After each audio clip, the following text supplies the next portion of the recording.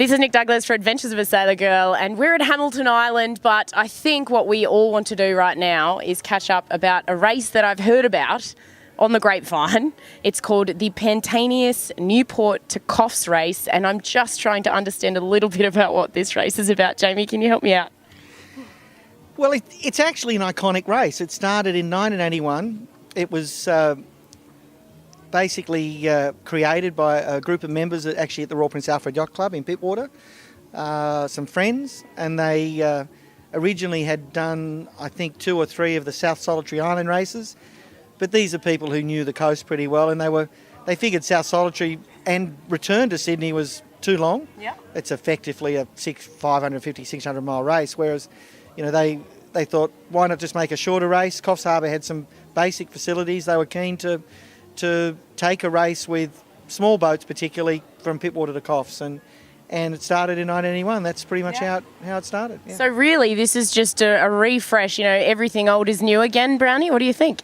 Yeah, I think, as Jamie says, it's got a really rich history, and at one time the Pittwater to Coffs race actually had more boats in that race than the Hobart race. I think they had 120 starters that year, and Hobart was 90.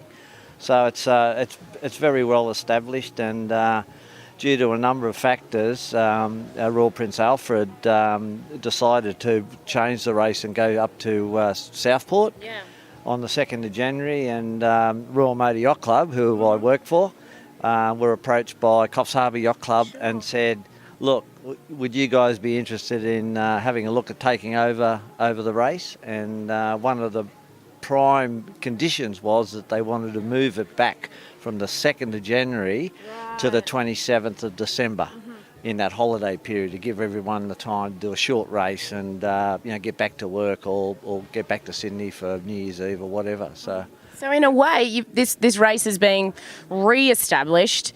It's gone back to the original date, the 27th. Yeah. It's gone back to the original endpoint, which was Coffs Harbour. It just has a new name, the Pantaenius. Yeah, it's great. You know, Jamie and Michaela from Pantaenius came on board. We actually had the sponsor before we even decided to, when we were looking at doing the race, Jamie says, look, I'm going to back this. And without that support in the early times, there would have been that financial question mark. Yeah, sure.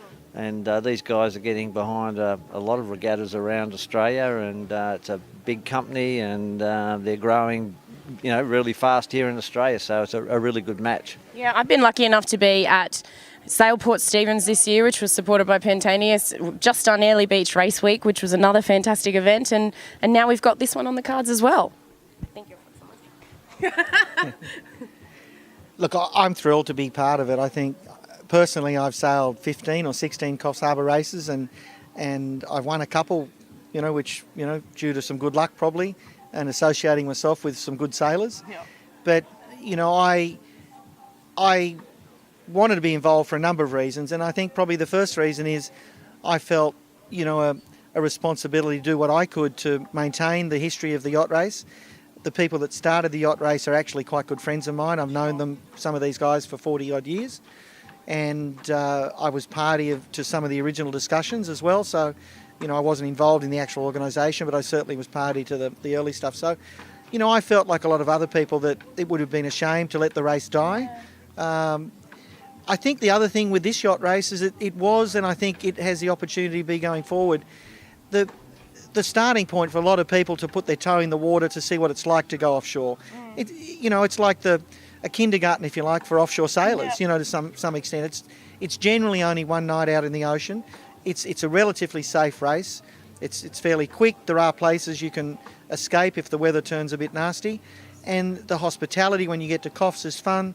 It's always been a family event, and I think they're the sorts of reasons why I was really keen to get on board. And I think, the Royal Motor Yacht Club also has been very proactive in promoting the sport. Mm-hmm.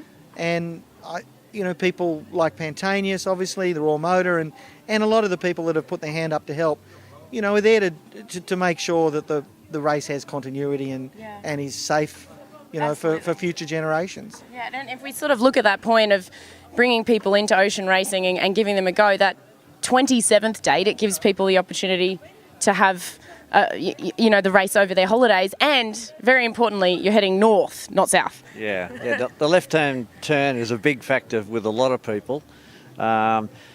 Jamie mentioned safety. It's certainly high on our list, and we've been able to attain a Category 3 plus safety rating, which lowers the cost for yacht owners to comply with our safety regulations. And basically, in a nutshell, you don't have to have a HF radio, a high frequency radio. We're using VHF. We've got tracker boxes so people can watch the race online. We've also got sat phones. That's a requirement as well. And the positions of the yachts will be taken off the tracker boxes. And instead of doing radio schedules, the normal radio in your position through all the boats, what we do is we just take a spreadsheet of all the positions and we send them back to the yachts on the sat phone through SMS.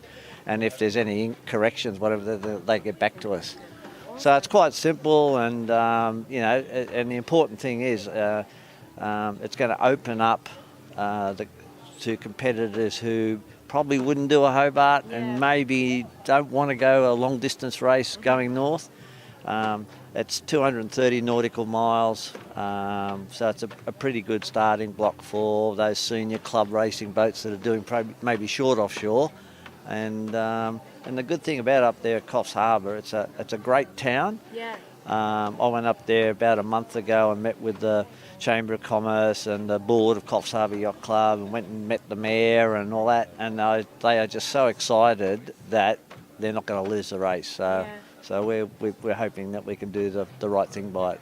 Awesome. Well, that's so lovely to see. So I guess we have to say thank you so much to Pantaenius for putting this race back on. And if you want to head north on the 27th, make sure you register for the Newport to Coffs Coast Race. It'll be my pleasure to see you there. I'll be on the ground, and I know that Brownie's going to be putting in a lot of hard yards too, aren't you, Brownie? Yeah, most definitely.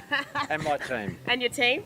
Which also involves Pantaenius, obviously. Thanks, Jamie. Cheers. Thanks, Nikki.